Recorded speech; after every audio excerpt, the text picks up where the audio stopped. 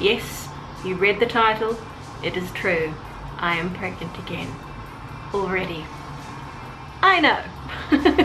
But didn't you just have a baby, I hear you ask? Are you insane? Well, next month my baby Severine, who is currently snoozing right beside me, will be a year old. I know, I can't believe how quickly that time has gone. Anyway, despite the general advice that one ought to wait at least a year and a half before trying again for another, Mr. Owl and I unfortunately don't have the luxury of time. We are neither of us young, so it's basically now or never.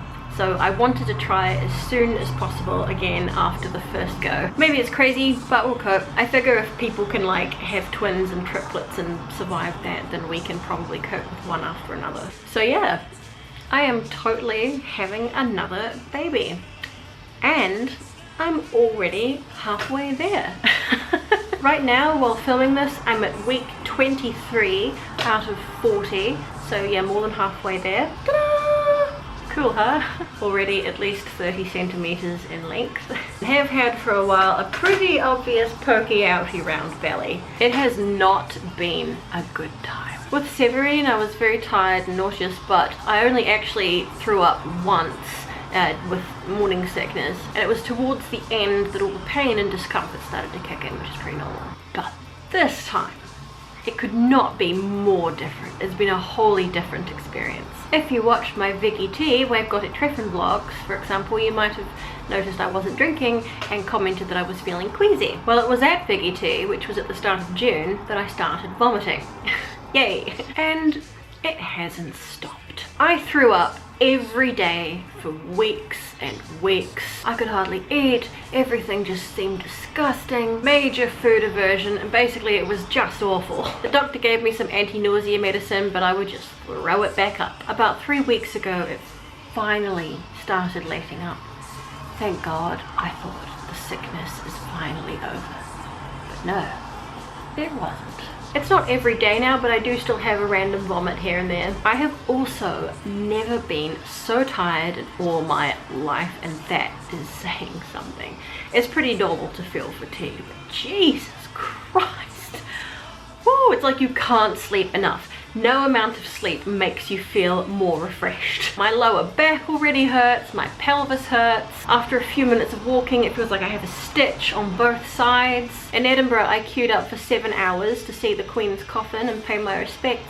And the next day, I was so sore I could hardly get out of bed. Severine was a tiny little baby. She was IUGR. She was very small. She still is. But this one is a lot bigger and stronger, and my body is so in for it. All this suffering, and I'm only halfway there.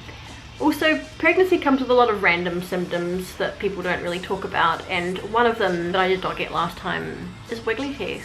One of the reasons you get a sore pelvis, for example, is there's a hormone, I think it's a hormone called relaxin, which basically like makes your bones a wee bit loose in preparation for like splitting your pelvis open, basically.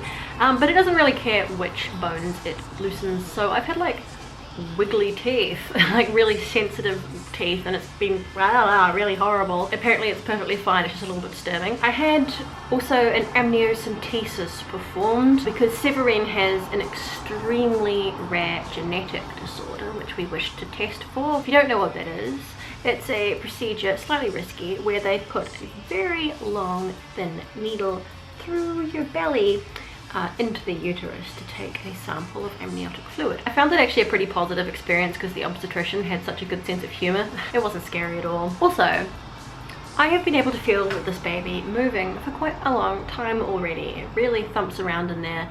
And not only that, but I can already, and have been able to for a couple of weeks, see it moving from the outside.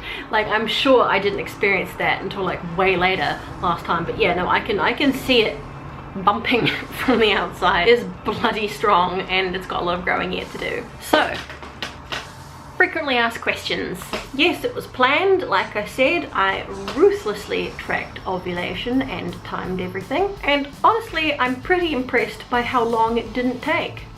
Go us. We already have a name picked, so aren't looking for suggestions this time. I think it might be entirely unique. I don't think anybody in the world has that name that I know of. Everybody I've mentioned it to is, oh.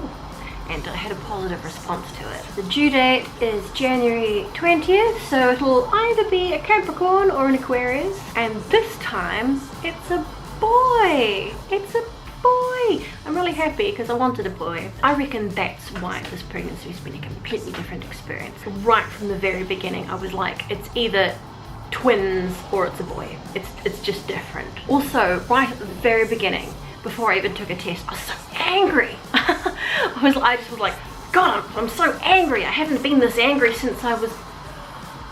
So I was like, is this testosterone making me so angry? Sorry, I'm a bit distracted because my eye is twitching a lot. I guess that means I need some magnesium or whatever.